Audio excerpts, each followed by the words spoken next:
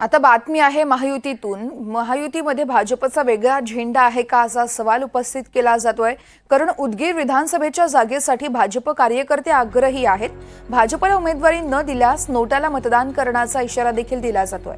दिलीप कुमार गायकवाड यांनी हा इशारा दिलाय। दिलीप कुमार गायकवाड हे उपाध्यक्ष आहेत महाराष्ट्र प्रदेश अनुसूचित जाती मोर्चाचे आणि त्यांनीच हा इशारा दिलाय। काय सांगाल सर, काय भूमिका आहे आपली? आपण स्वतंत्र झेंडा घेऊन प्रचार करताय। नमस्कार, मी दिलीप कुमार राजेंद्र गायकवाड, प्रदेश उपाध्यक्ष भारतीय जनता पार्टी अनुसूचित जाती मोर्चा।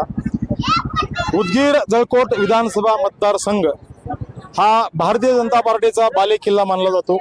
इथं अनेक प्रतिष्ठित गुंडेले साहेब असतील, रामचंद्र नावंदीकर साहेब असतील, भालेराव साहेब असतील, भारतीय जनता पार्टीने प्रतिनिधित्व केलेलं आहे। आणि गावागावामध्ये खेड्याखेड्यामध्ये भारतीय जनता पार्टीचे सच्चे कार्यकर्ते आहेत, ते जीवाला जीव देऊन काम करणारे कार्यकर्ते आहेत। त्यांनी अंतःकरणामधून आम्हाला सांगायला लागलेत की साहेब, आम्हाला बॅलेट पेपरवरती कमळ दिसला पाहिजे, तरच आम्हाला मतदान करायचं म्हणजे समाधान वाटते।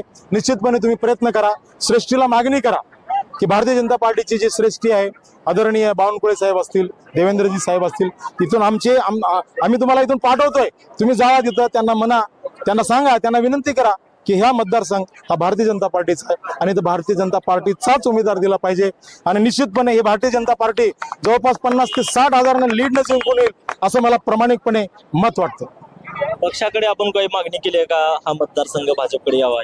निश्चितपणे मी इथले जे काही ज्येष्ठ आहेत, वरिष्ठ आहेत, त्यांना मी सुरुवातीला बोललेलं आहे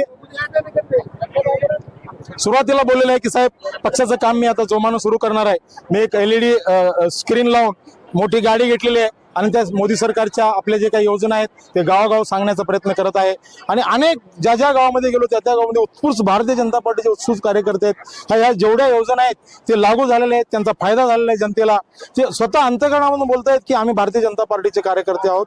आणि सर्वसामान्य जनता, कुठलीही जनता असेल, मोदी सरकारचं काम चांगलं आहे आणि भारतीय जनता पार्टीचाच इथं उमेदवार द्या, तरच आम्ही या ठिकाणी मतदान करतो, नाहीतर आम्ही नोटाला मारतो किंवा मग अपक्षाला देतो, असं त्यांचं म्हणणं आहे।